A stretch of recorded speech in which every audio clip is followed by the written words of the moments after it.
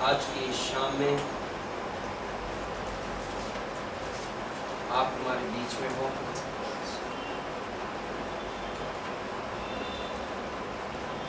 मलाकी 3:16 कहता है, जब वे जो यहोवा का भय मानते थे वे आपस में बातें करते थे, परमेश्वर स्वर्ग से सुनता था और उसके सामने यादगार की एक किताब लिखी जाती थी। धन्यवाद परमेश्वर कि आज की शाम आप इन बातों पर ध्यान देते हो, जो बातें हम करते हैं आपके बारे में, आपके नेचर, आपके कैरेक्टर, आपके वचन।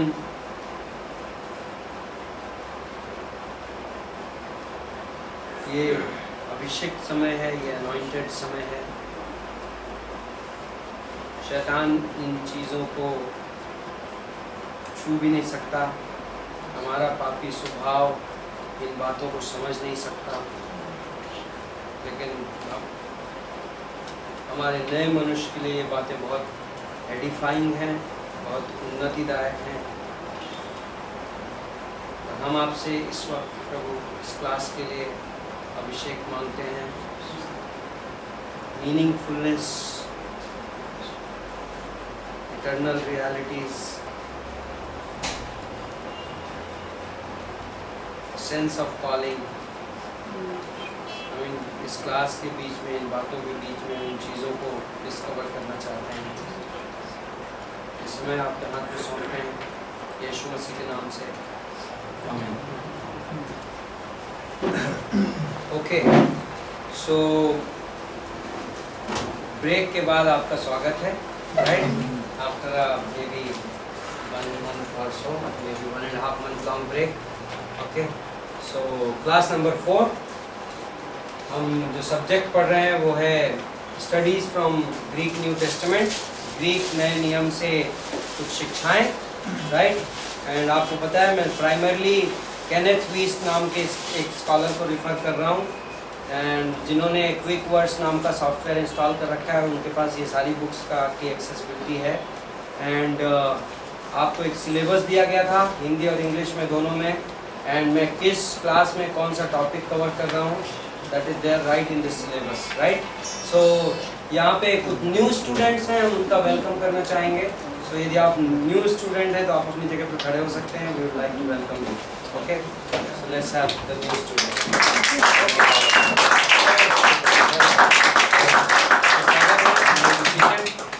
Now so Dharmesh, we need 4, चारों को इंग्लिश वर्जन चलेगा, ऑफ कोर्स अपना कंबाइंड वर्जन है इंग्लिश हिंदी। सो आपको ये सिलेबस मिल जाएगा नेक्स्ट वीक में, सो दैट यू नो आपने क्या मिस किया है और क्या आप यू नो आगे क्या आने वाला है। ऑल्सो टेक्निकली आपकी 3 क्लास मिस होने की वजह से if you don't finish the remaining semester without being absent, then you will not get credits. So you have to be very careful. Okay? Out of 20-21 classes, जो basic की classes हैं, उसमें से maximum absence में अभी new like okay. Were you there in the first 3? 3 classes नहीं, 3 classes में थे पहले 3 में।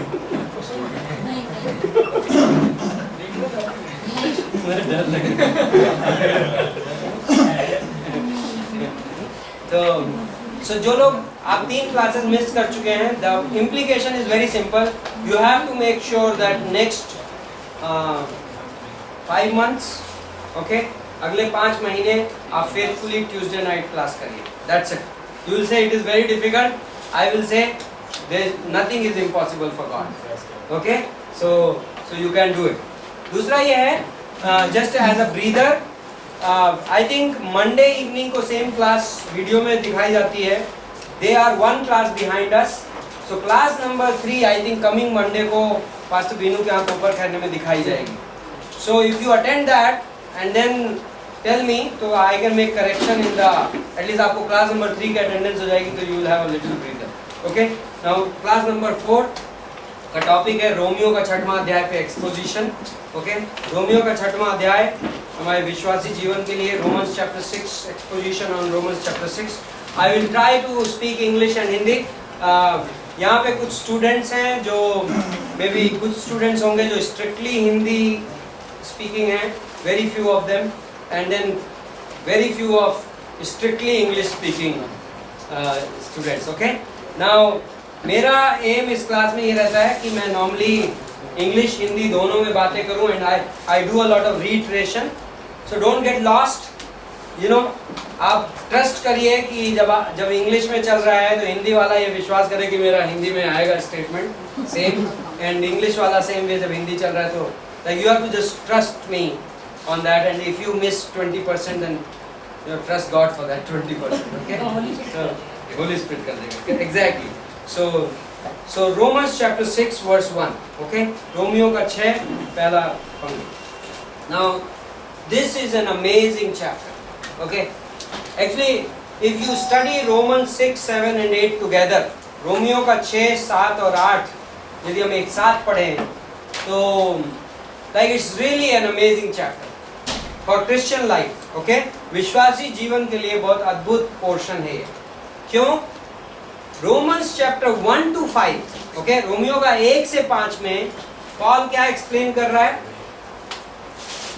साल्वेशन, उद्धार. ओके, जस्टिफिकेशन, या उसको क्या बोलेंगे, धर्मी बनाया जाना. बट 6वें अध्याय से पॉल शिफ्ट करता है सब्जेक्ट. ओके, पहले 5 अध्याय में पॉल इसेंशियली एक पॉइंट कह रहा है. एक्चुअली मैं उसको भी ब्रेकअप करूं तो फर्स्ट 3 चैप्टर्स, पहले 3 अध्याय पॉल ये प्रूव करता है that all have sinned and fallen short of the glory of God. सभी ने पाप किया है और परमेश्वर की महिमा से वंचित. Everybody needs God, everybody needs salvation. सभी को परमेश्वर की जरूरत है और सभी को उद्धार की जरूरत है. राइट? नाउ 4 and 5, चौथा और 5वां अध्याय पॉल ये बताता है उद्धार सिर्फ विश्वास के द्वारा पॉसिबल है, अनुग्रह से विश्वास के द्वारा. Okay, salvation, justification is possible only by grace through faith. It can not be by works. कर्मों के द्वारा नहीं हो सकता. That is chapter 4 and 5. Okay, now chapter 6 onwards Paul ventures into Christian life. Now since you are saved, how can you live a life pleasing to God? अब चूंकि तुम उद्धार में आ गए तो तुम परमेश्वर को खुश करने वाली जिंदगी कैसे जी सकते हो? Okay, that is the question Paul is answering, and I think in Bible college we are very interested in that question. Right? क्योंकि हम बाइबल कॉलेज में उस सवाल में बहुत ध्यान रखते हैं, क्योंकि that is a question for us. Right? वो question, purpose of Bible college is not just academic. Right? Bible college का मकसद सिर्फ ज्ञान अर्जित करना नहीं है. बाइबल कॉलेज का मकसद is to learn to walk with God. Okay, to have a relationship with God. परमेश्वर के साथ चलना सीखना और परमेश्वर के साथ संबंध रखना सीखना. Okay, so chapter 6, this is how it begins. What shall we say then? Verse 1. तो हम क्या कहें? Right? Are we to continue in sin so that grace may increase? क्या हम पाप करते रहें कि अनुग्रह बहुत हो? Now, this chapter can be divided into 2 parts. Okay, इस अध्याय को आप 2 हिस्सों में बांट सकते हैं. Based on 2 questions Paul is answering in this chapter. Okay, 2 सवालों का उत्तर पॉल दे रहा है. पहला सवाल पहली पंक्ति में है, वर्स 1 में, एंड दूसरा सवाल वर्स 15 में, 15वीं पंक्ति में. What is that question? तो क्या हुआ? क्या हम इसलिए पाप करें कि हम व्यवस्था के अधीन नहीं वरना अनुग्रह के अधीन हैं? कदापि नहीं. Shall we sin because we are not under the law, but we are under grace? Now these 2 casual reading में they almost seem like same question.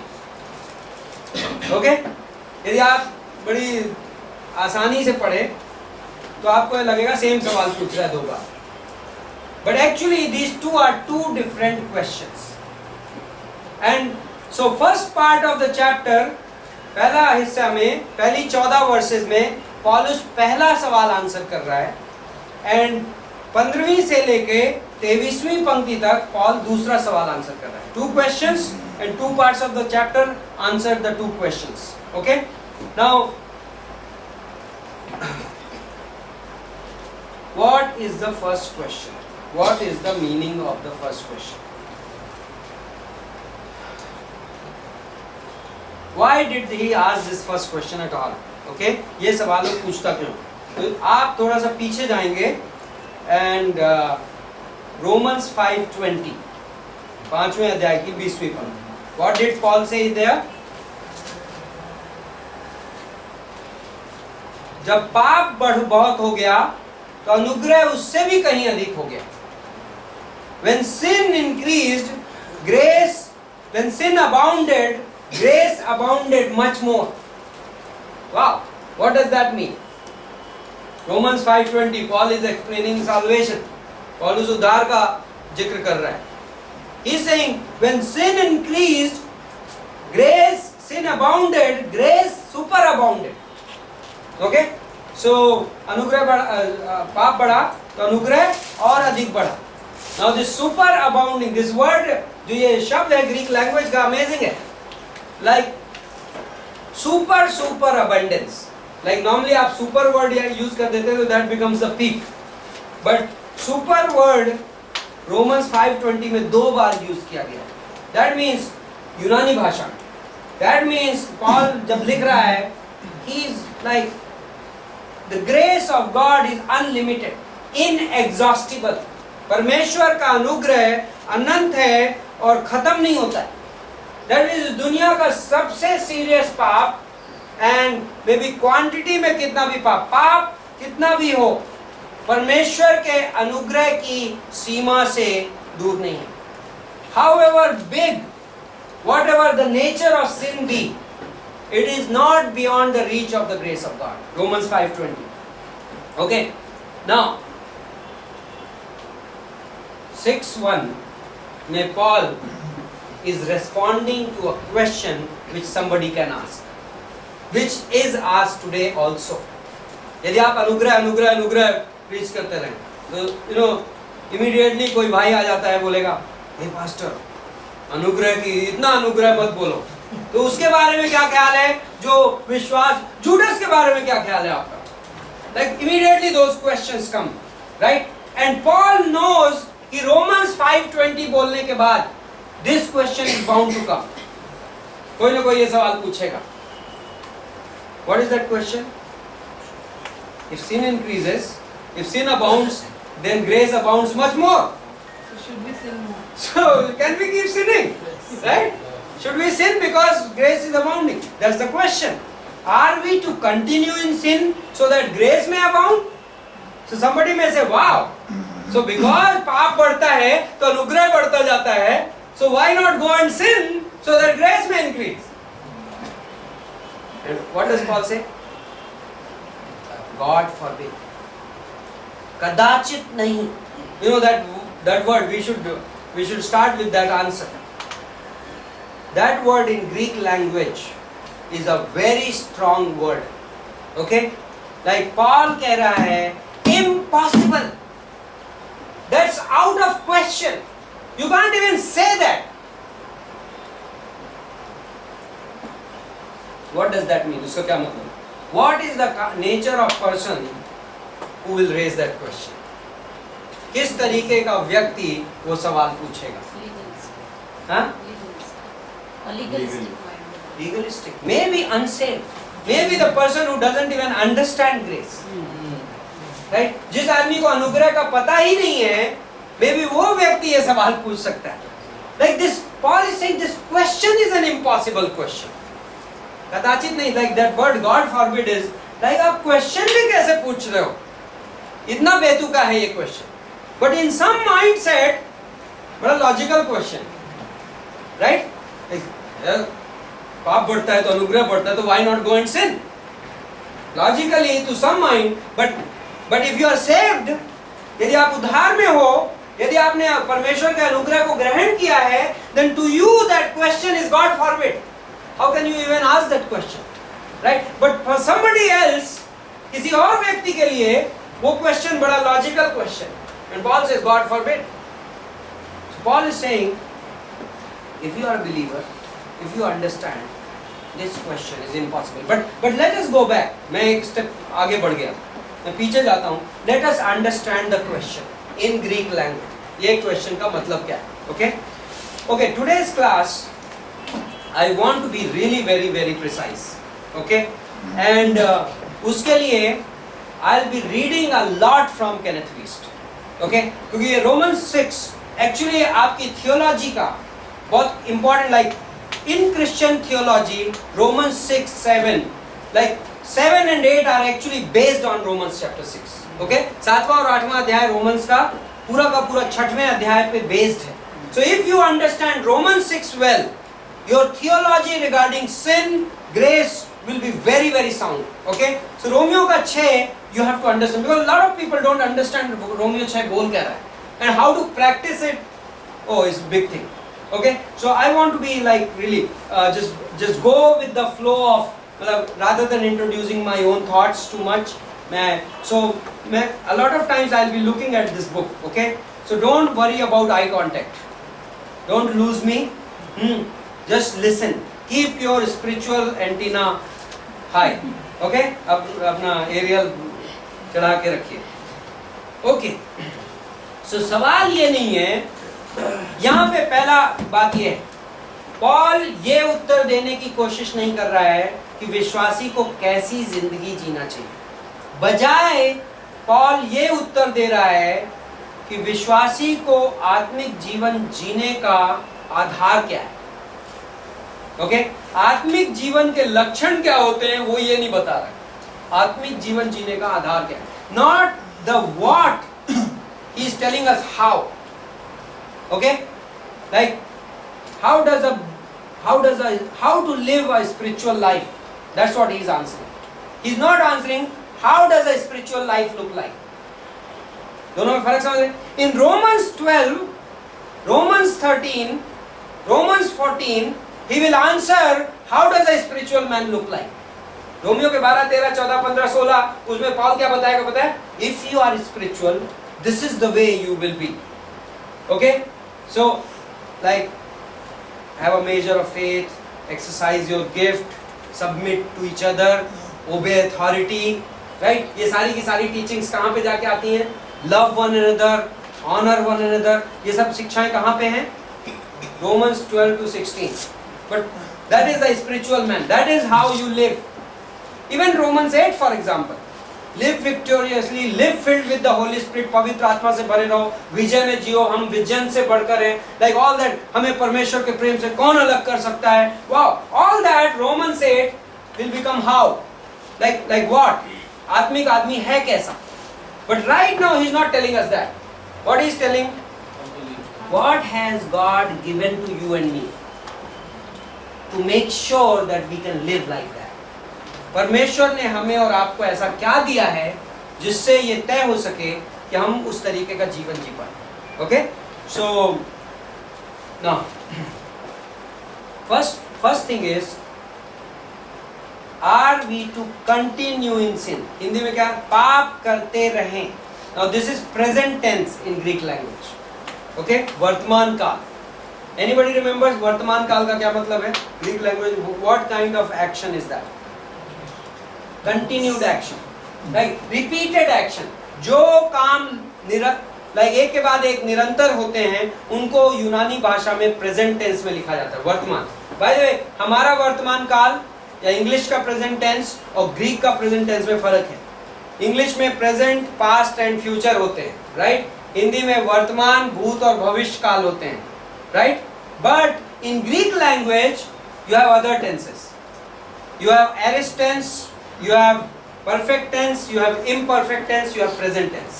Okay, ये 4 टेंस. परेशान मत होइएगा. ये फर्स्ट क्लास में आप सब कुछ ग्रास्प नहीं कर सकते. Little bye little you build it up. Okay, so यहाँ पर present tense है.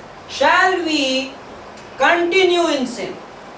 Now second word है in sin. पाप में.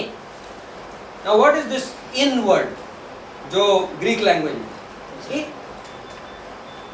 It in means okay, under the influence of. Okay, मतलब उसके असर में. So now this will be translated, if you translate it from Greek, this is how it will look like. It will say should we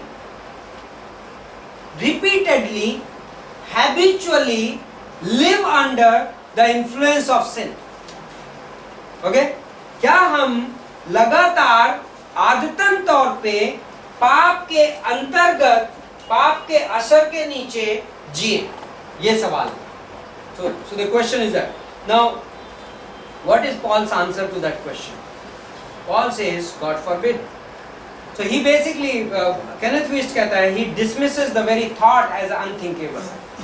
वो उस पूरे विचार को भी बेवकूफी मानता है. Like even आप ये सवाल रेज अप कर रहे हो, इतनी बड़ी बेवकूफी है. असंभव.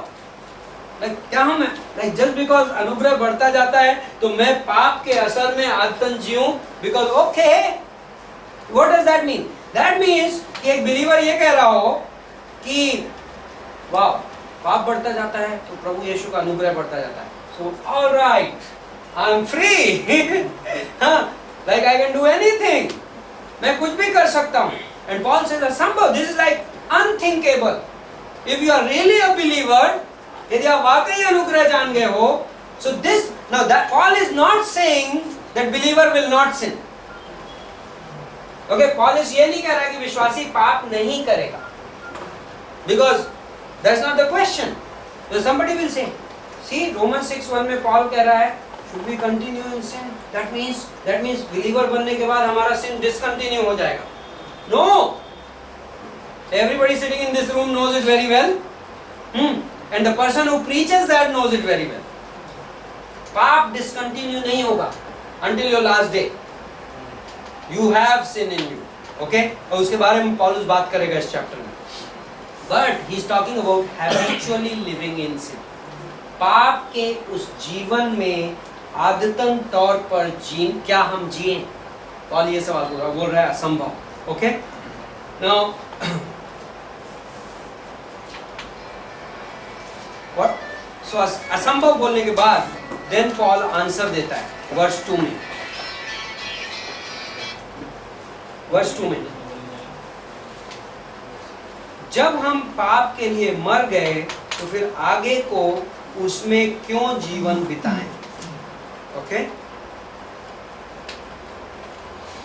How shall we who died to sin still live in it? Now question. हम पाप के लिए मर गए. We have died to sin. What would that mean?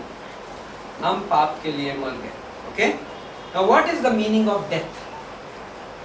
मृत्यु का मतलब क्या होता है? सेपरेशन, अलग किया जाना. Now कई तरीके की डेथ्स हैं. नंबर 1 जो हम बहुत फैमिलियर है जिस मौत से, what is that? Physical death, शारीरिक मौत. What does that mean? What is separated from what? Soul और बॉडी. ओके, हमारे प्राण और शरीर, प्राण को जब शरीर से अलग किया जाए तो क्या हो जाता है? शारीरिक मौत, physical death. Then there is something called spiritual death, आत्मिक मौत. वो कब होती है? जब इंसान का आत्मा परमेश्वर के आत्मा से अलग हो जाए. Human spirit is separated from God. Holy Spirit, God, right? So that is what? Spiritual death. Can you give me one verse which talks about spiritual death? आप मुझे एक पंक्ति दे सकते हैं, Bible college students? Can you prove it to us? We were born dead in sin. Yes, Ephesians 2:1. इफिसियों का 2:1. We were dead in our trespasses and sins. हम हमारे पापों में मरे हुए थे. Any other illustration? Bible college students? In dying we shall die. To whom? God speaks to Adam. The day you will eat of the tree, you will surely die. जिस दिन तुम उस पेड़ का फल खाओगे, उस दिन तुम अवश्य मर जाओगे. But physically, when did Adam die? 936 years, right? 936 साल, 930 साल. So that means, was God wrong? क्या परमेश्वर गलत था? The day you shall eat, you will surely die. जिस दिन तुम खाओगे. So उस दिन आदम मरा या नहीं मरा? He died. How did he die? He died spiritually on that. तो आत्मिक रूप से, right? So now this is the third death being talked about. What is this death?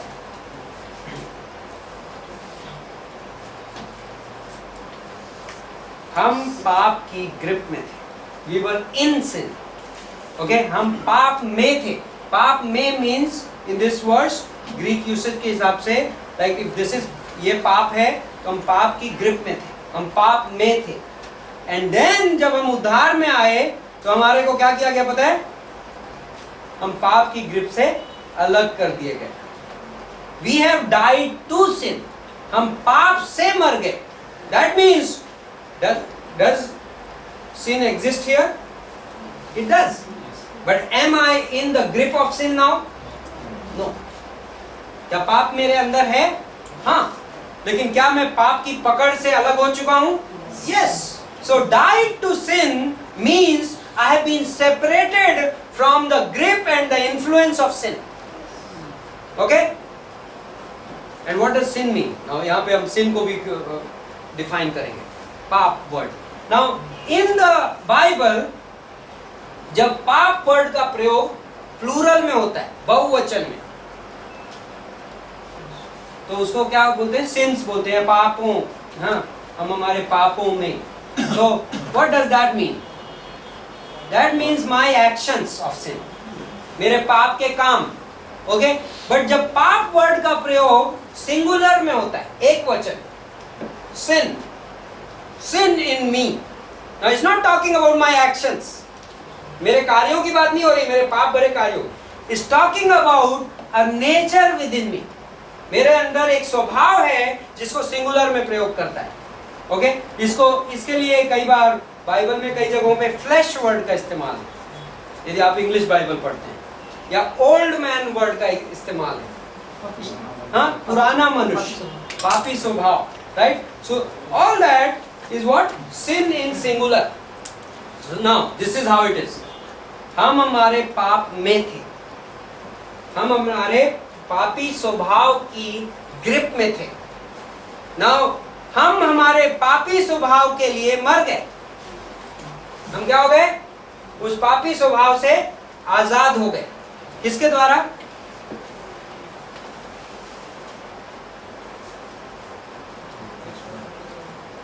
तीसरी पंक्ति में क्या? ओके, मैं तीसरी पे थोड़ा सा रुक के जाऊंगा. Let me now. यहाँ पे पूरा जो इशू है रोमन 6 में, इशू नेचर का है, स्वभाव. Okay? We have two kinds of nature in us. हमारे अंदर कैसे स्वभाव है? कितने टाइप के? दो तरीके के स्वभाव. One is called old nature. क्या स्वभाव? पुराना स्वभाव. And second is called new nature, नया स्वभाव. पुराना स्वभाव का प्राइमरी कैरेक्टरिस्टिक क्या है? सिन. वो पापी स्वभाव है. नए स्वभाव का कैरेक्टरिस्टिक क्या है? How is that? Whose nature is that? God's nature. Okay? Now, if you read 2 Peter 1:4, दूसरा पत्रस 1:4 बोलता, जब हम born again हुए, जब हम नया जन्म पाए, तो we became partakers of divine nature. हम परमेश्वर के स्वभाव के हिस्सेदार बन गए. तब हमारे अंदर दो नेचर्स हैं, दो स्वभाव. Now, पहले मैं किसकी पकड़ में था? जब तक मैं उद्धार में नहीं आया था, मैं किसकी पकड़ के अंदर था? पाप अपने पापी स्वभाव की पकड़ में था. मैं इसका गुलाम था. I had to live in sin. Living in sin and committing sins में बहुत फर्क है. पाप में जीना और पाप करना दोनों में बहुत फर्क है. पाप में जीने का मतलब होता है I am living under the authority of sin even when I am not sinning. जब मैं पाप नहीं भी कर रहा हूं, मैं पाप के अधिकार के नीचे जी रहा हूं. तो आप अपने बॉस के केबिन में दिन भर नहीं खड़े रहते, राइट? लेकिन आप उसके अंडर में हो. Correct? Same way unsaved man is under sin. He is in sin even when he is not sinning. वो पाप में है इवन उस वक्त जब वो पाप नहीं कर रहा है. बट सेव्ड पर्सन, उद्धार पाया हुआ व्यक्ति, he is dead to sin even when he is sinning. वो पाप के लिए मरा हुआ है इवन उस वक्त जब वो पाप कर रहा है. Got it? क्योंकि पौलुस कह रहा है, don't you know we died to sin. Past tense में हो गया, एक्शन इज ओवर, खत्म. परफेक्ट टेंस है by the way, Greek language. हम मर गए पाप के लिए. Okay, now let's look at this third verse. क्या तुम नहीं जानते कि हम जितनों ने मसीह यीशु का बपतिस्मा लिया तो उसकी मृत्यु का बपतिस्मा लिया. सो उस मृत्यु का बपतिस्मा पाने से हम उसके साथ गाड़े गए, ताकि जैसे मसीह पिता की महिमा के द्वारा मरे हुओं में से जिलाया गया, वैसे ही हम भी नए जीवन की सी चाल चले. English guys read it right. Now हम मसीह यीशु का बपतिस्मा लिए. We were baptized into Jesus Christ. Now इस फ्रेज को एक्सप्लेन करना पड़ेगा, because this can be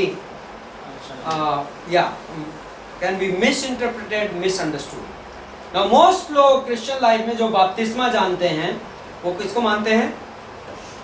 पानी में डुबकी लगाई, right? Like that is water baptism, पानी का बपतिस्मा. But question is this verse talking about water baptism?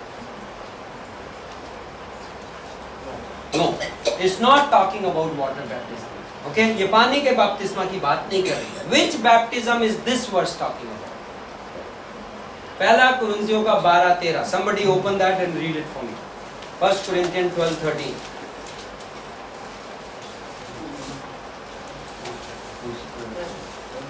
For in one spirit we were all baptized into one body, Jews or Greeks, slaves or free, and all were made to drink of one spirit. In one spirit we are all baptized. How many कितने विश्वासी बपतिस्मा हुए हैं आत्मा के? All. So that's, by the way, that's a wrong teaching when people say you have to receive spirit baptism separately. आत्मा का बपतिस्मा कितने लोग बैप्टाइज हुए? पॉल लिख रहा है we all were baptized. आत्मा का बपतिस्मा कब मिलता है? Right at the point of salvation. Moment आत्मा आया. Now we have to understand the word baptism. Baptism का मतलब क्या है? Because baptism हमारी लैंग्वेज का वर्ड नहीं है.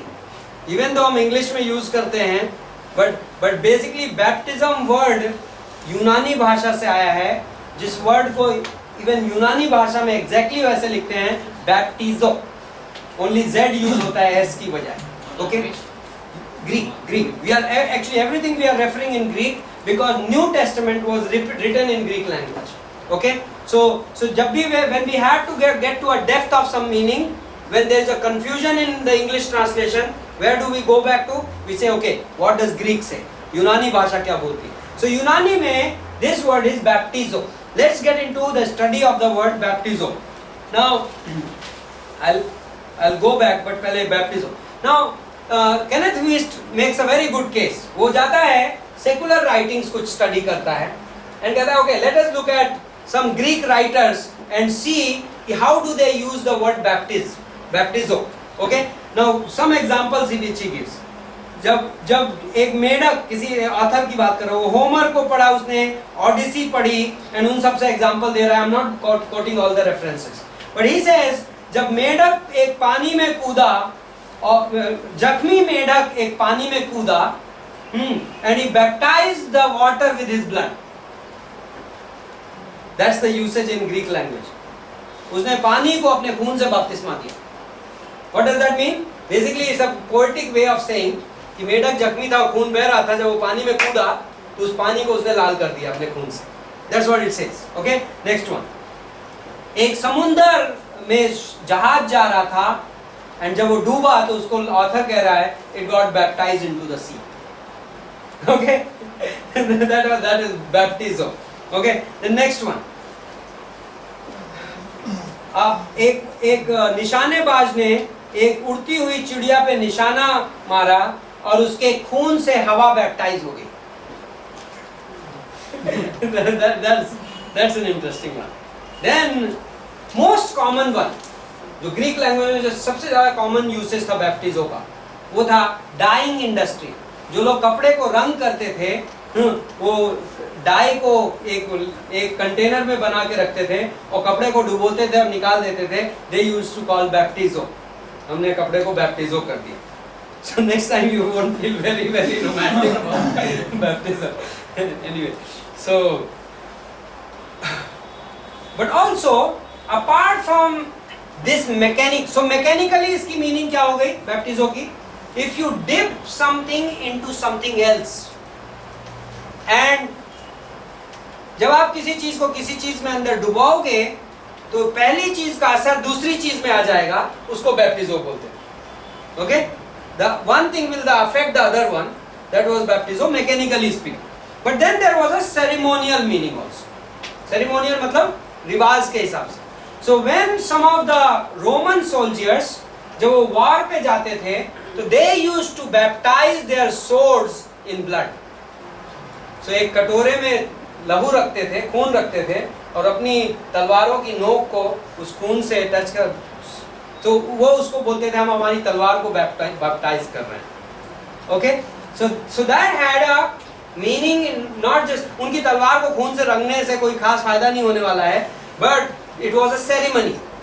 ओके, सो बैप्टिजो वर्ड का सेरेमोनियल यूसेज भी होता था और कैसा होता था, एक्चुअल मैकेनिकल मीनिंग भी होता था। Okay, now water baptism is basically bringing in the ceremonial meaning. जब हम पानी का बपतिस्मा लेते हैं तो क्या कर रहा है, रिवाज वाला मीनिंग बैप्टिज्म का लेके आ रहा है क्रिश्चियन लाइफ में। What does water baptism do basically? पानी का बपतिस्मा क्या करता है? Does it save you? क्या ये आपको उद्धार देता है? क्या वाटर बैप्टिज्म से आपको पवित्र आत्मा मिलता है? क्या no, it's basically a ceremony, it's a symbolism, symbolic, right? While एक दूसरा बैप्टिज्म है क्रिश्चियन लाइफ में which is actually mechanical. Mechanical का मतलब समझो यांत्रिक, लाइक उस पे असर आता है उसका कुछ। And that baptism is spirit baptism, वो है आत्मा का बपतिस्मा।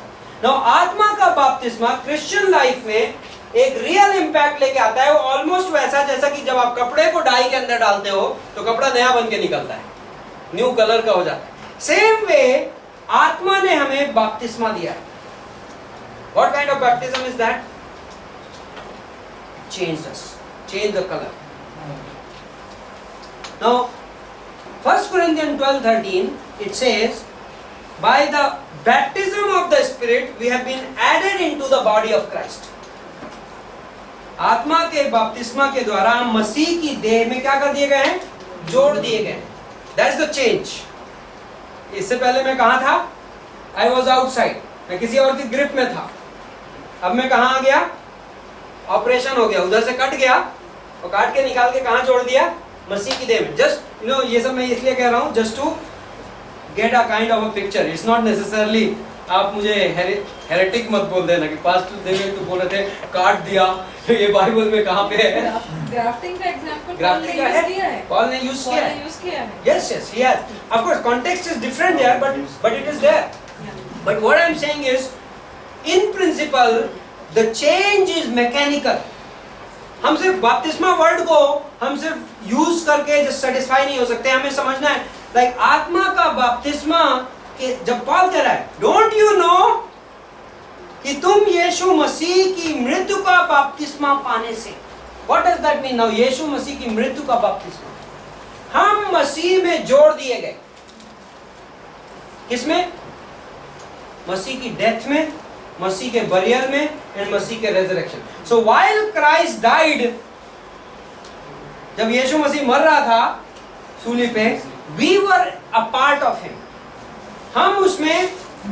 नाउ क्वेश्चन, मैं तो बिलीवर अभी बना 2001, 1999, 2005, I don't know when, but Yeshu Masih कब मरा? 33 AD. So how can I be on that cross in 33 AD? मैं उस सूली पे सन 33 में कैसे हो सकता हूँ? Impossible to my mind. Abraham's illustration that the Israelites were in this one. Yes, you were in him. But yeah, so in God's mind, in God's economy, परमेश्वर की नजर से बाय दैट स्पिरिट बैप्टिज्म, उस आत्मा के बपतिस्मा के द्वारा हम हिस्ट्री में जाके मसीह के साथ जुड़ गए। सो मसीह की मौत के साथ जुड़ गए, मसीह के बरियल के साथ जुड़ गए और मसीह के रेजरेक्शन के साथ जुड़ गए। नाउ व्हाट इज, उसका परिणाम क्या है? उसका परिणाम ये है, मेरे पापी स्वभाव के चंगुल से मैं आजाद हो गया। अब मैं कहाँ आ गया? मसीह की मौत में आ गया। तो मसीह की मौत के साथ बपतिस्मा हम सबको समझ में आता है, बिकॉज यदि हम मसीह के साथ नहीं मरे तो हमारा उद्धार असंभव है।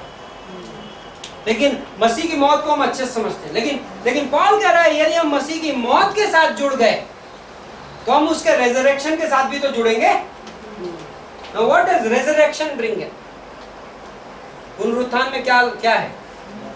नया जीवन, a new nature of life, जीवन का एक नया रूप, नया तरीका, नया स्वभाव। It's a totally different kind of life. So Paul तर्क दे रहा है, जब आप मसीह की मौत के साथ जुड़ गए, won't you be added also in his resurrection? Like आपने मसीह की मौत शेयर की एक हिसाब से, you shared it, right? आप उसके हिस्सा बने। So won't you share his new life? Yes, you will, right? So that's what it was. Okay. Now let me go.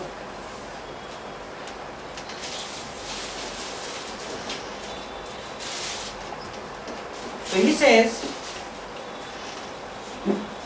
this baptism accomplished two things. ये जो बपतिस्मा है, इससे दो चीजें हासिल हुई। पहला, power of sin is broken in our life.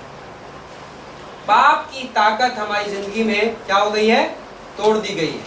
And number two, divine nature has been implanted with this baptism. ये आत्मा के बपतिस्मा के द्वारा दो चीजें हुई हमारी लाइफ। पहली चीज क्या हुई है? हमारे अंदर जो पाप है, पाप रिमूव नहीं किया गया है, लेकिन पाप की ताकत से हमें आजाद कर दिया गया, काट दिया गया, राइट? एंड देन सेकेंडली, हमारे अंदर डिवाइन नेचर इम्पार्ट कर दिया गया है, हमारे अंदर परमेश्वर का स्वभाव डाल दिया गया। नाउ वर्स 4 क्या बोलता है? आखिरी पार्ट, वैसे ही हम भी नए जीवन की सी चाल चलें।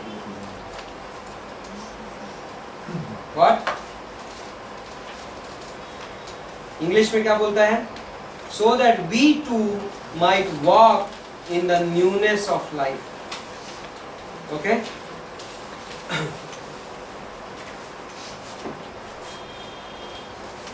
Okay.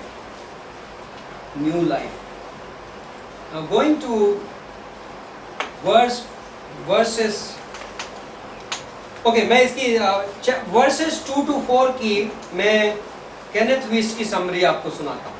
Based on the Greek translation, based on this explanation, this is how he presents it. He says, it is not possible for a saint to continue living a life of habitual sin. एक विश्वासी को आदतन पाप की एक जिंदगी जीना असंभव है।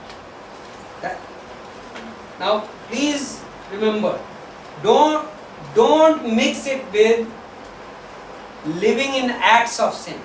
आपको बहुत विश्वासी मिल जाएंगे जो आज की डेट में पाप करते घूमते हैं, right? But he's not saying that. I'll reiterate. It is not possible for a saint to continue living a life of habitual sin. आदतन पाप की एक जिंदगी लगातार जीना विश्वासी के लिए असंभव है, क्योंकि पवित्र आत्मा ने उसे यीशु मसीह के साथ एक जोड़ में जोड़ दिया गया है। Okay? And in English, because the Holy Spirit has introduced him into a vital union with Christ Jesus. Now this introduction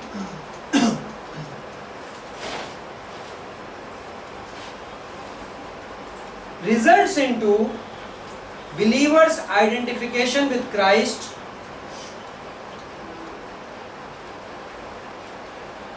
and breaking the power of indwelling sin and the impartation of the divine nature. So ये जो जोड़ है उससे विश्वासी यीशु मसीह के साथ पहचान बना पाता है, यीशु मसीह की मौत और दफनाया जाना और पुनरुत्थान के साथ, जिसके परिणाम स्वरूप उसके अंदर के पाप की ताकत तोड़ दी जाती है और उसके अंदर परमेश्वर का स्वभाव प्रदान कर दिया जाता है. This is how he translates verses 2 to 4. Okay? Now verses 5 to 10. पांचवी पंक्ति. क्योंकि यदि हम उसकी मृत्यु की समानता में उसके साथ जुट गए हैं. Now you are getting जुट गए हैं. बपतिस्मा मतलब क्या हुआ? जोड़ दिए गए हैं. बपतिस्मा means baptized, like हम उसकी मौत में जोड़ गए हैं. Right? Verse 5, that's what it says. तो निश्चय ही उसके उठने की समानता में भी जुट जाएंगे. So if believer को it is easy to understand that we are united with Christ in his death, then he is saying it should be so easy for you to understand that we are also united with him in his new life. यदि हम उसकी मौत के साथ जुड़ गए हैं तो हमारे लिए ये समझना बहुत आसान होना चाहिए कि हम उसकी नए जीवन में भी जोड़ दिए गए. Now यदि वर्ड इंपॉर्टेंट है. आपको मैंने बताया था ये ग्रीक लैंग्वेज में 3 तरीके के यदि होते हैं. इफ, 3 इफ होते हैं. First class condition, second class condition, third class condition. ना जब इफ ग्रीक लैंग्वेज में, वैसे हिंदी में भी होता है, ग्रीक लैंग्वेज में यदि इफ वर्ड यूज किया गया है फर्स्ट कंडीशन में, so that means if and it is true. जैसे मैं फॉर एग्जांपल धर्मेश बोलूं, धर्मेश यदि आज आप घर जाना तो पास्टर बीनू को रास्ते में मुझे उन्हें ये मैसेज दे देना. Now when I am saying if you go home, I am basically meaning that you are going home. Please do that, right? If means, so if can be actually accurately translated. First class condition ka if can be translated as since. Second class condition says if, but you will not.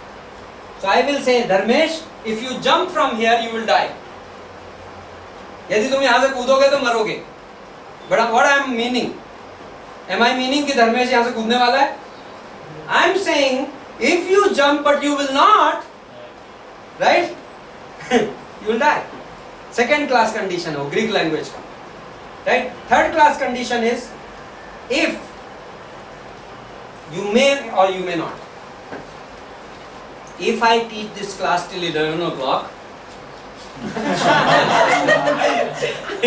यदि मैं इस class को 11 बजे पढ़ाऊं तो हो सकता है मैं पढ़ाऊं, हो सकता है मैं ना पढ़ाऊं. राइट? सो मे और may not. That is third class condition. Remember this. हम कई बार रिपीट करेंगे. Now in this verse if is in first class condition. Remember that. Why is it important? आपको कई अच्छे ट्रांसलेशंस बाइबल में यदि नहीं लिखेंगे, वहां जब लिखेंगे. In English instead of writing if they will write since you are, not if you are. It's not so. क्योंकि यदि आप ये नहीं समझते तो आप कल को क्या करने लगोगे पता है? आप इसे पढ़ोगे, बोलोगे अच्छा ये कहता है if we have become united with him in his death. That means कोई believer if है united और कोई नहीं है. But that if is not if.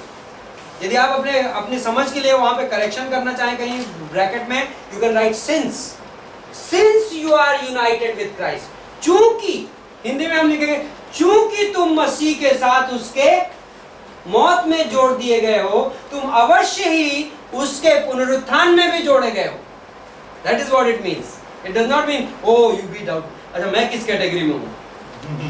मैं जोड़ा वाला हूं या नहीं जोड़ा वाला? No, that is not.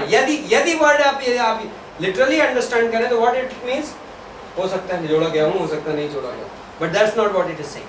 In Greek language it is saying you are. आप जोड़ दिए गए हो. Okay, now move further. Union, that's amazing. Yeshu Masih के साथ हम जोड़ दिए गए हैं. Union with Christ. We do not just have a communion with Christ, we have a union with Christ. Our communion with Christ is actually a result of union with Christ. हमारा यीशु मसीह के साथ सिर्फ एक संबंध नहीं है, हमारा यीशु मसीह के साथ क्या है? एक जोड़ है. Right? That's what this verse is saying. हम यीशु मसीह के साथ जोड़ दिए. उस जोड़ का परिणाम क्या है? What are the 2 results? हम यीशु मसीह के साथ जोड़ दिए गए हैं. क्या 2 परिणाम है? पाप से अलग. पाप के पकड़ से अलग हो गए हैं. That is number 1. और परमेश्वर का स्वभाव दे दिया गया है. ओके हमारे पापी स्वभाव की पकड़ से हम आजाद हो गए हैं, दैट इज नंबर 1. नंबर 2, यीशु मसीह का स्वभाव अब हमारे अंदर है. दीज आर द 2 implications यीशु मसीह के साथ यूनियन का. Our the results of our union with Christ is number 1, we have been the power of sin nature has been broken, and second, we have been imparted with divine nature. Okay, now So that is what is baptism of spirit. yeah, baptism of the spirit is baptism the result. Okay, this is it. Baptism of the spirit आत्मा के बपतिस्मा का परिणाम है कि हम मसीह के साथ जोड़ दिए गए. Our union with Christ, that is the result of the baptism of the spirit. When a cloth is being baptized into a dye and cloth become one, right? That's the idea. तो हम मसीह में हम बपतिस्मा कर दिए गए हैं. That basically means कि we have been united with Christ in his everything. उसके सब चीज में, उसकी डेथ में, उसके बरियल में, उसके रेजरेक्शन में. That's what he is saying. Paul ये तर्क दे रहा है. Now understand this. In this chapter, Paul is convincing the believer about the machinery given to produce the spiritual life. Did you get it? Paulus इस chapter में विश्वासी को यह बता रहा है कि परमेश्वर ने मशीनरी कैसी दी है जिससे हम ये आत्मिक जीवन चला सकें. Now suppose you have a motorcycle, right? Many of you, right? आपकी मोटरसाइकिल. Now मोटरसाइकिल होंडा ने बहुत अच्छी बनाई है. May be 150 CC. मैं होंडा का एडवर्टाइजमेंट नहीं कर रहा. मुझे कुछ नहीं आता पता. हाँ 150 सीसी 4 सिलेंडर्स, हाँ, एंड इतने हार्स पावर. मशीनरी परफेक्ट है, पर आप लेके आते हो और उस मशीनरी को नेग्लेक्ट करते रहते हो, राइट? 3 साल चलाते हो, no service, no oil change. एक दिन सडनली वो क्या करेगी? खड़ खड़ खड़ खड़ खड़ खड़, right? Machinery is good, maintenance वाले में प्रॉब्लम है. This is what happens in Christian life. परमेश्वर ने हमारे आत्मिक जीवन के लिए जो मशीनरी दी है वो रोमियो का 6. गॉड कह रहा है फॉर एवरी बिलीवर, हर विश्वासी के लिए उस आत्मा के बपतिस्मा के द्वारा तुम मसीह के साथ जोड़ दिए गए हो. एंड जो तुम्हारे पापी स्वभाव की जो ताकत है, that the power of the old sin nature in you has been broken and you have a new nature. आपके अंदर एक नया स्वभाव है जो परमेश्वर का स्वभाव है. That's the machine which you are carrying. Right now in this room, maybe हम 27 लोग हैं, 28 लोग हैं, and there are 28 such machines. Okay? But now what it requires, जो कि Paul आगे जाएगा, to tell us what do I need to do with this machine. हमें करना क्या है इस मशीन के साथ. Okay? Let's. Are you enjoying the class? Is it too complicated? Huh? Yes. Okay, great. I want you to confess that. That will be great for me. Okay? छठवीं पंक्ति, क्योंकि हम जानते हैं कि हमारा पुराना मनुष्यत्व. Now he comes to that term which you are waiting for. Old man. Our old man. You got it? Sin word and old man word, they are synonyms. They can be exchanged any time. It's not Pastor Devendra's theory. It's right in the Bible.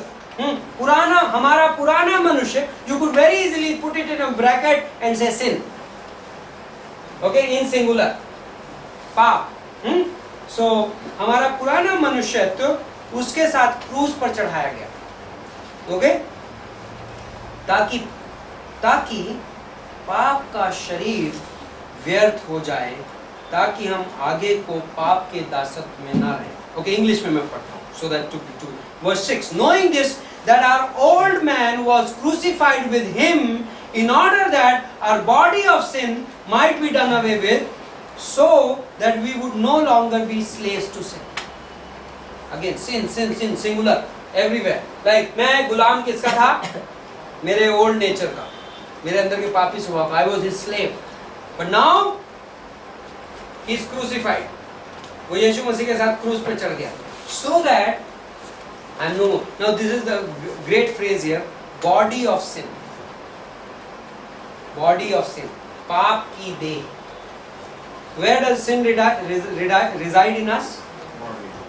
पाप हमारी जिंदगी में कहाँ पे निवास करता है? शरीर में. Now the word flesh is basically sin nature. जो flesh word है, now this is why I want you to differentiate दोनों में फर्क. जो flesh word है वो पापी स्वभाव का जिक्र करता है बाइबल में. Okay, so every time you see flesh, it's not basically हमारा मांस नहीं जो खाया जाता है. He's not talking about that. Like when you say बकरा उसका काटते हो, that's flesh. But in our case जो बाइबल बोल रहा है, is not talking about this flesh.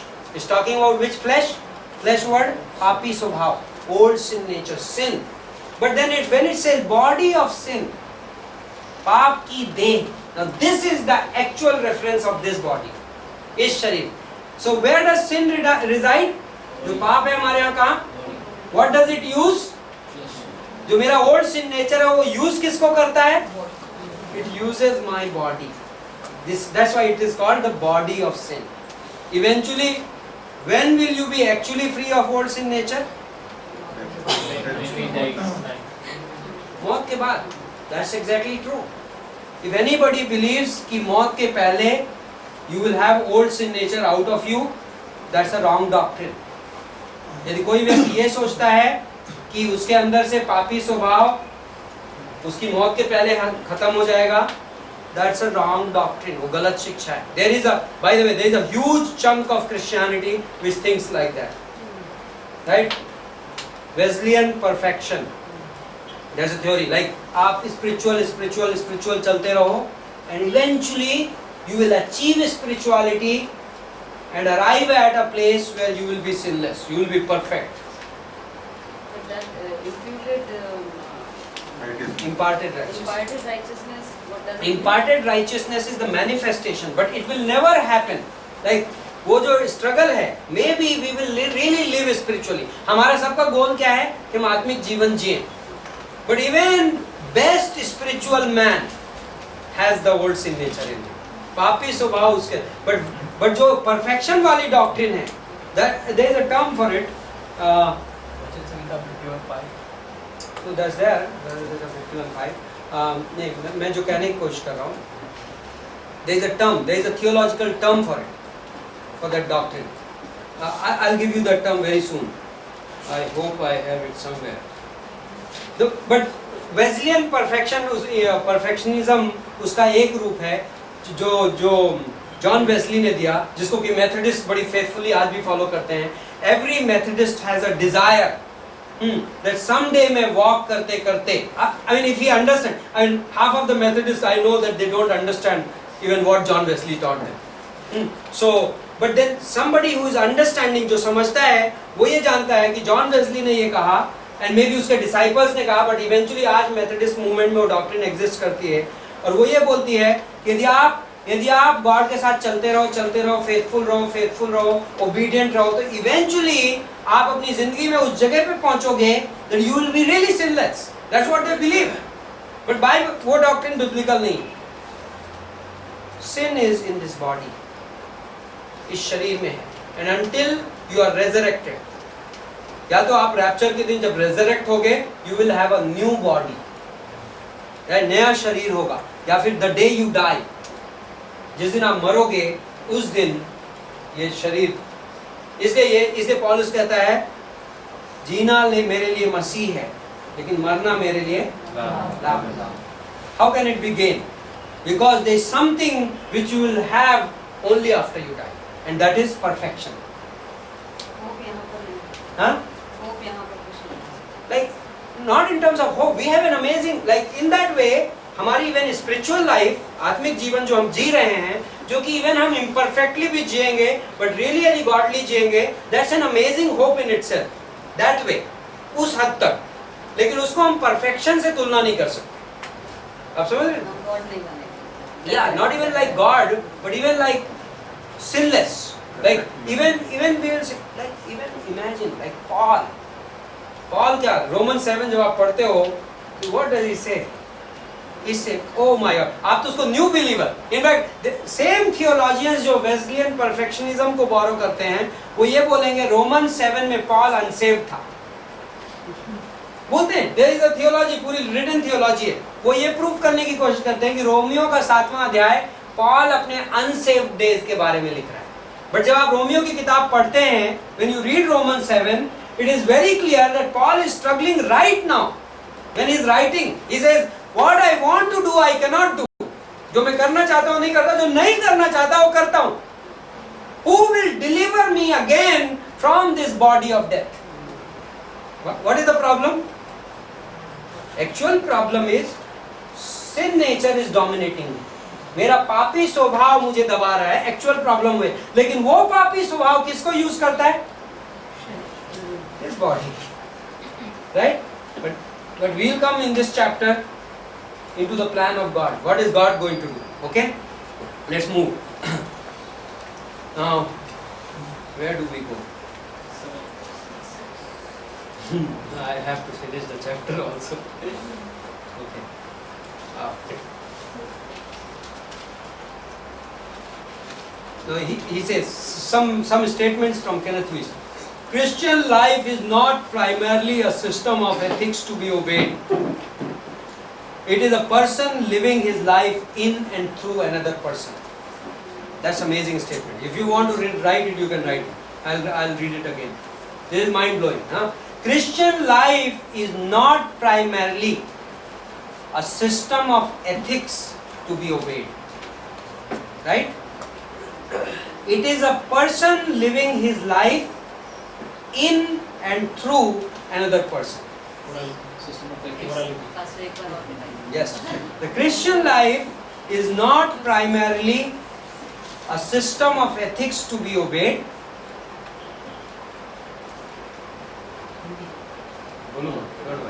It is a person living his life in and through another person. This a person. In and through another person. It is a person living his life in and through another person. Good way of making notes is make notes the way you send SMSs. Even I also do. Yeah, over a period of time you will develop shorthand of your Bible college. Like Holy Spirit, you will write HS, Jesus Christ, JC. Like you know, that's good. So anyway, so Hindi में विश्व मसीही जीवन आज्ञा पालन करने के लिए एक आचार संहिता नहीं है. मसीही जीवन आज्ञा पालन करने के लिए एक आचार संहिता नहीं है, बल्कि मसीही जीवन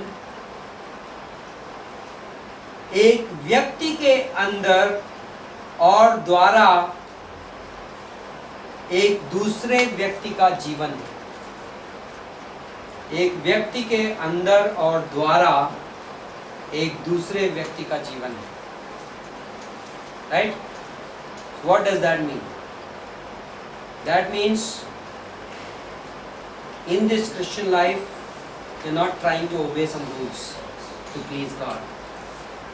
In this Christian life, we are letting Jesus Christ live in us and through us.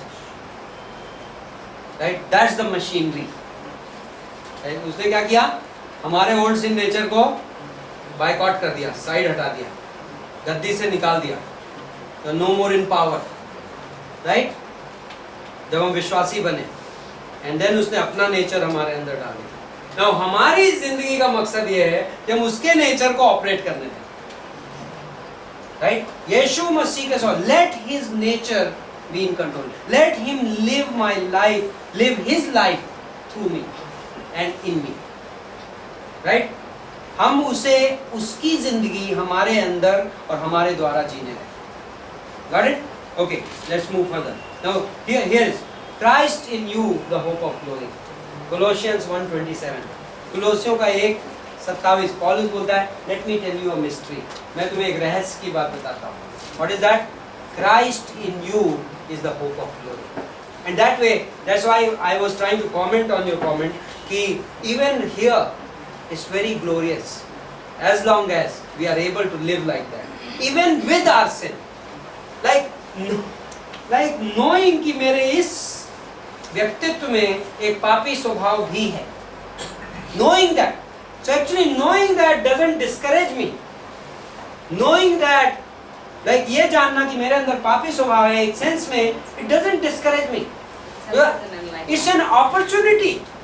ये कितना अद्भुत मौका है within the challenge कि मैं किसी भी बड़ी easily मैं slip off हो सकता हूँ and गद्दी में पोजीशन अपने पुराने स्वभाव को दे सकता हूँ बड़ी easily any day.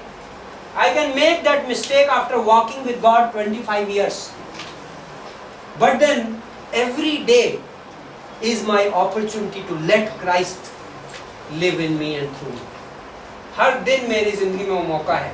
Because the old sin nature हट जाता totally, and I was able to live perfect life. Then I could live even without Christ, ना? यीशु मसीह की मुझे जरूरत क्यों पड़ेगी victorious living के लिए? Because old sin nature मैं perfect हो गया. So that's not glorious. What is glorious is महिमा में वो है कि मसीह मेरे अंदर है and right in the middle of मेरे old sin nature in this body, he is living. अब maybe 20%, 40%, 60%, 80%. God knows, Heaven right? is in my But he's living. Huh? Heaven is in my heart. Heaven is in my heart. Yeah, that's amazing. That's right. So new spiritual machinery. We have a new spiritual machinery. हमारी एक नई आत्मिक machine है. Okay? So now where do we go from here? I'm trying to see balance. Okay, verses 7 हम कर गए. So he's doing repetition a little bit where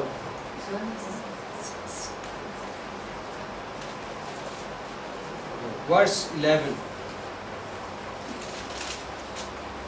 Verse 11, 11वीं पंक्ति. Now by पहली 10 पंक्तियों में पौलुस ने आंसर दे दिया. What is the answer? What was the question? पाप बढ़ता है तो अनुग्रह बढ़ता जाता है. तो क्या हम जाके पाप में ही जिए जिससे अनुग्रह बढ़ता रहे? And Paul कहता है impossible. If you are a believer, you have a new machinery now. यदि आप विश्वासी हो तो आपके अंदर एक नया मशीन है. आपका ओल्ड सिन नेचर का पावर हटा दिया गया है.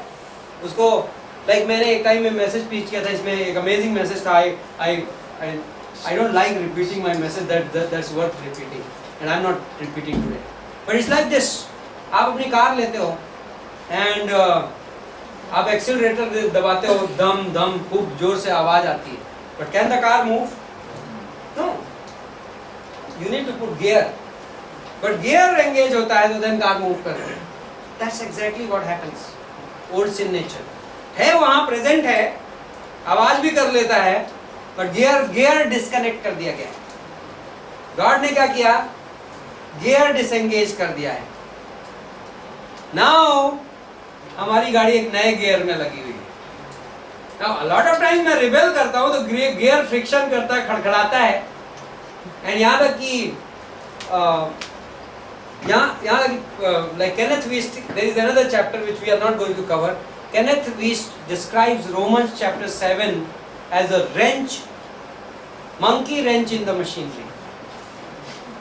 Romans chapter 7 is like आपने मशीनरी की मेंटेनेंस की, सब कुछ बढ़िया है, machinery is in order, but engine के अंदर आपने एक पाना छोड़ दिया. खड़ खड़ खड़ खड़ इंजन ब्लास्ट करें. So machinery is perfect, but if I put, and what was the monkey wrench which Paul is putting in Romans 7? Romans 7 में कौन सा पाना है जो डाल रहा है Paul? व्यवस्था. In Romans 7 Paul is trying to show that he tried to live by the law. वो व्यवस्था के द्वारा. So you have a great machinery, आपकी मशीनरी बढ़िया है. हाँ, गॉड ने कहा ओल्ड सिन नेचर का पावर खत्म, तुम्हारे अंदर डिवाइन नेचर है, and now you are like amazing, like you can allow Jesus Christ to live through you. अब यीशु मसीह को अपने द्वारा जीवन अपना प्रकट करने देने सकता है. And suddenly I come and I say, okay, I have to do this and this and this and this to please God. मुझे ये करना है परमेश्वर को खुश करने के लिए. रोमन 7 में पॉल ट्राई कर. पॉल क्या बोलता है पता है? जब व्यवस्था आई तो पाप और बढ़ गया. Does he say that in Romans 7? He says that आप इस मशीन में आप पाना डाल दिए, haywire. But Romans 8 में he is like operating in what he laid down in Romans 6. Okay. Now what does Romans 6 lay down? Romans 6 कहता क्या? Now, okay. Now where is this going? Maintenance. I'm trying to be. Maintenance pastor. Yes, maintenance. I'm trying to be with Kenneth Wiest a little bit. जिससे मैं. Okay. Let's go to. Now what is my responsibility? Now Romans. Okay.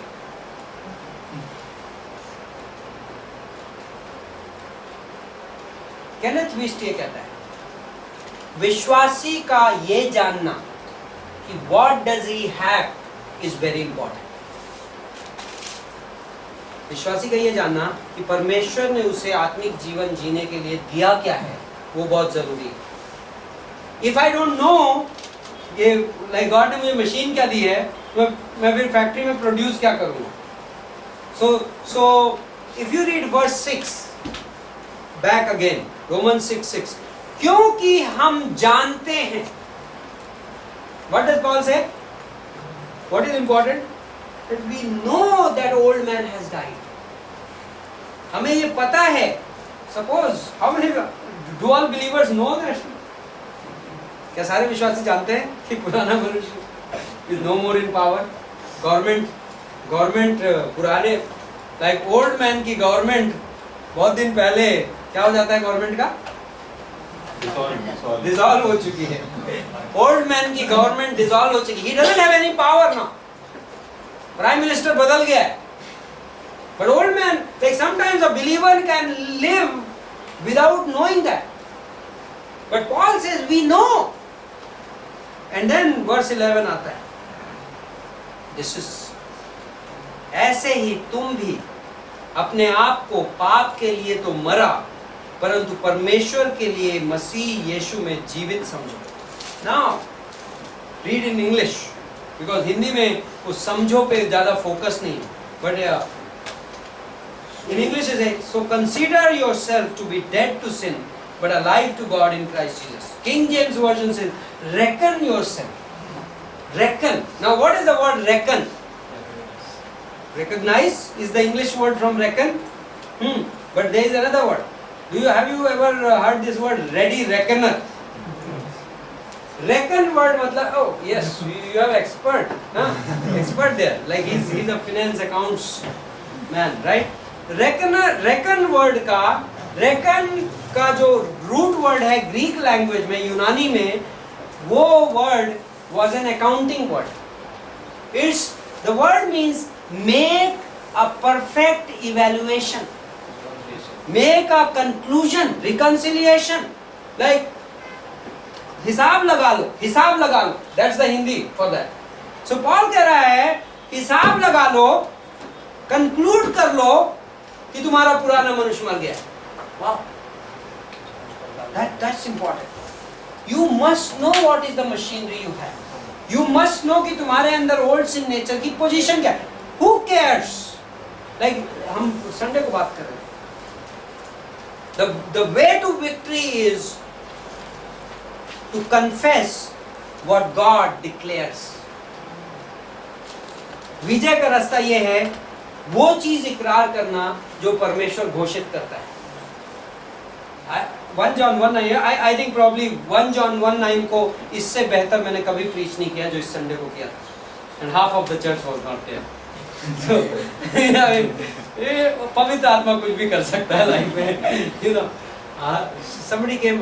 I started the message on Sunday and I said we'll be very brief and हम जल्दी खत्म करेंगे. And I like मैंने probably 50 minute का message preach किया. And somebody came and said, Pastor, it was a full-fledged message. I said, I know. 1 John 1:9, I said, people think as if God is like a Catholic father sitting in the confessional box wanting to listen to your repentance message. लोग ऐसा सोचते हैं कि परमेश्वर confessional box में बैठा आपका पश्चाताप का संदेश सुनने के लिए. Like 1 John 1:9, if you confess your sin, then God will cleanse you from all your sins. ये तो हम हमारे पापों को मान ले. But actually that's not what it's saying. You know what that verse means actually? That means confession word का मतलब होता है होमो लगेओ. That means वो बात बोलना जो परमेश्वर बोलता है. Speaking what God speaks. And God does not speak one sentence about your sin. What are you talking? Do you think? Hebrews 13 में क्या बोलता है परमेश्वर? मैं तुम्हारे पापों को याद भी नहीं रखूंगा. So where comes the question of a talk regarding your sin? So then what do I need to confess, Lord? I need to say, my old man has died. This, Lord. So Romans 7 में Paul ने किया. So the sin which I don't want to do what I do. मैं जो करता हूँ नहीं करना चाहता, जो नहीं करना चाहता हूँ करता हूँ. इसलिए जो गलत काम मैं करता हूँ वो मैं नहीं करता. That's how the sin in me is doing it. मेरा पापी स्वभाव कर रहा है. So I'm like saying, come on, that's not me. The guy who जो बंदा अभी थोड़ी देर पहले गलती किया वो मैं नहीं हूँ. That's a good confession. That's irresponsible also. That's amazing. But this is exactly what God is. परमेश्वर कहता है मैं तुम्हारे बारे में वैसी बात नहीं करता, तुम मेरे पास आके वैसी बात क्यों कर? So this is the way to victory. This is the statement which I said just now.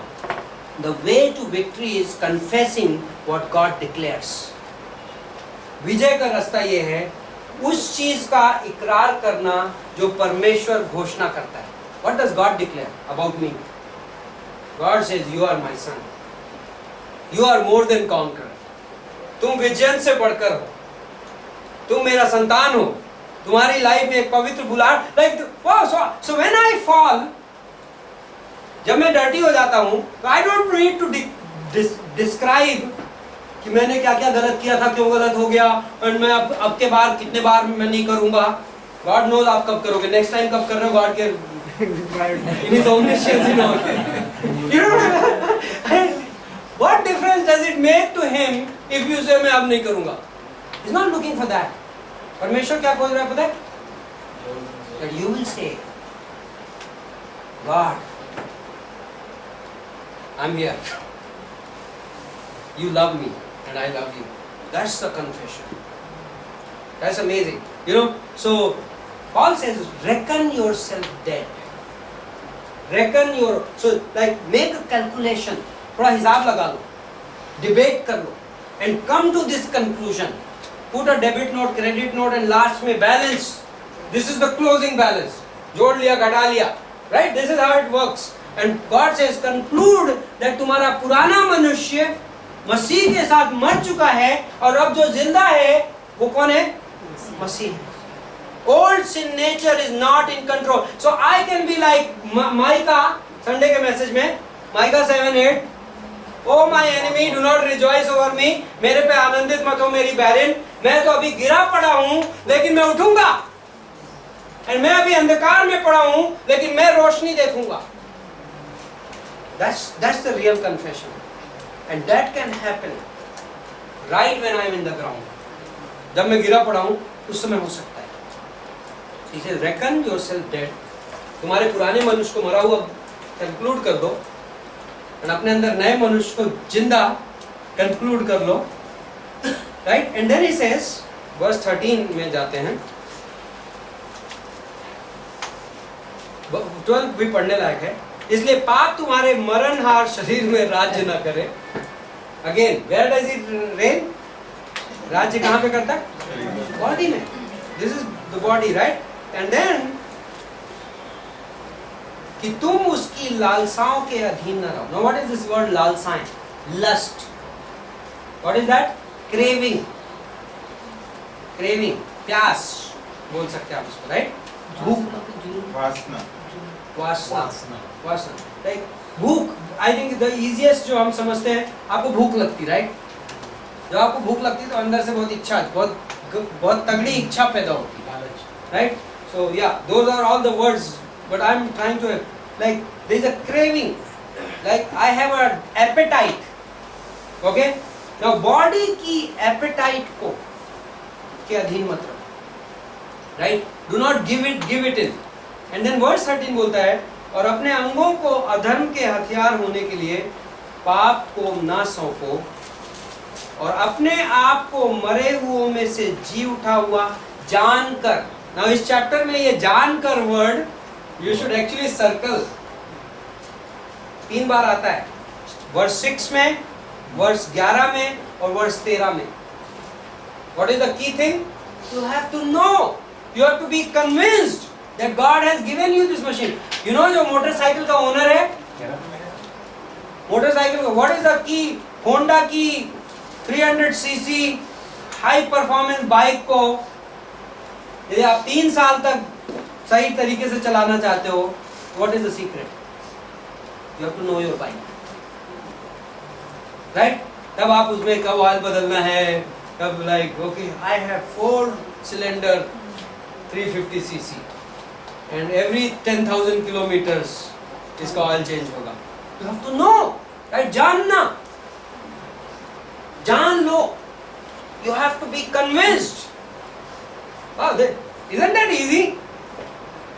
Easy way to live Christian life. Won't God give me, like, it's not me who will produce the fruit.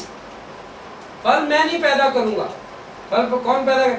वो 150 की speed में वो western express highway में मैं नहीं दौड़ सकता, बट वो होंडा 350cc भागेगी, right? God has provided that machinery to live Christian life. I have to just know and maintain it, what God has given.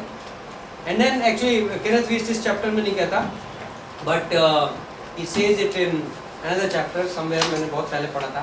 He says Romans 6 machinery है, Romans 12 to 16 उस फैक्ट्री का, like he gives a picture of a factory. Imagine एक factory है, you have all the automatic machinery, like you know best imported machine and everything, but you need what? You need the power. And what is the power? Romans 8. Romans 8 is the powerhouse of the factory. हमारी Christian life का power house कौन है? पवित्र आत्मा.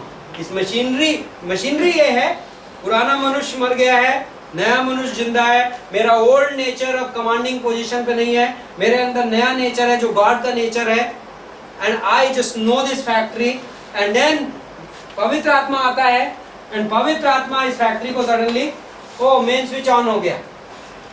The factory is in right condition, but one thing is that like there was एक illustration था, एक आदमी ने नई कार खरीदी, उसने जिंदगी में कभी कार नहीं ड्राइव की थी, एंड वो चाबी लेके आया, उसे चाबी लगाने की जगह ही नहीं मिली, कहाँ पे ये इग्निशन कहाँ पे होता है, तो अपनी कार को धक्का लगा के घर ले जा रहा है. That's amazing, right? You laugh for it. But this is how a lot of times Christians live. Ignition ही नहीं ऑन करते. It's very tough without that, right? बहुत चैलेंजिंग है. But उसको कुछ ना आया, भाई साहब 1 मिनट चाबी मिली थी, बोले हाँ जी आइए अंदर बैठे. ये कार तो अमेजिंग है बोलता है वो, पहले भी अमेजिंग थी. Right? Same way Christian life. You have a machinery, you have the fuel, the powerhouse, वो पवित्र आत्मा है, and then there is a fruit. Then factory में से क्या निकल के आता है? Products निकल के आते हैं, right? And what is that fruit? Romans 12 to 18. The Christian life, when lived that way, has an amazing fruit, right? In Sunday message, amazing verse थी Romans 7:4. वो बोलता है तुम्हारी जो पुरानी शादी थी वो टूट गई है, और जिससे कि तुम किसी और से तुम्हारी शादी, you should, like English में it was amazing, that you may be married to another, which is Christ Jesus, and produce fruit through him.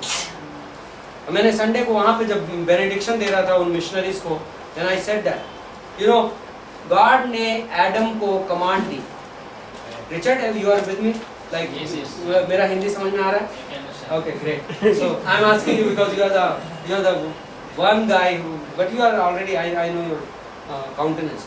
So imagine God ने एडम को कहा be fruitful and multiply, right? Now how many today say I have to obey God? एक बच्चा पैदा करना is like oh like you don't have to say that I have to obey God. But was that a command? Yes, it was a command. But you are obeying the command so joyfully. What about Christian life? God gave a command, right? To be fruitful. And it should be the same way. जैसे कि बच्चा पैदा करना है. So Romans 7:4 में वो है. बोलता है तुम्हारी जो पुरानी शादी थी व्यवस्था के साथ वो तोड़ दी गई है जिससे कि तुम इस नए वाले से तुम्हारी शादी हो सके और तुम फल पैदा कर सको. So you know what God is saying? God कह रहा है तुम्हारी शादी यीशु मसीह से है और बच्चे पैदा होंगे. And बच्चे बड़े joyfully पैदा होते हैं. Obedience in Christian life is a matter of joy. You can't command it. You can't legislate it. You can't say, hey, तुमको ये करना है, ये करना है, ये करना है Christian life में. Gone. By the time आप list complete करोगे मैं पहली तोड़ रहा हूँगा. Remember, greatest illustration, Exodus chapter 12 में, 20 में, 24 में, निर्गमन 20 से 24 में. By the time Moses 10 commandments लेके नीचे उतरा, first commandment was already broken. Imagine, this is human condition. 10 आज्ञाएं, लोग सोचते हैं हम 10 आज्ञाओं पे जिएंगे, वो बेचारे जिनको दी गई थी, जाने जब तक मोसेस नीचे लौटा क्या चल रहा था वहाँ? आइडल वर्शिप चालू हो गई थी. First commandment was already broken even before 10 commandments reached them. You want to do better? No. Obedience is the fruit of the marriage. आज्ञा पालन है शादी के बच्चे हैं. They get produced in joy. वो आनंद में पैदा होते हैं, right? As long as equation is right? Amen.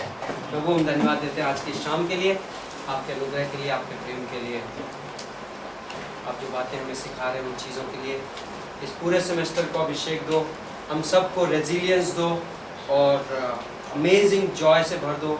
शैतान की युक्तियां काम न करें, हम इस सेमेस्टर को फिनिश करें.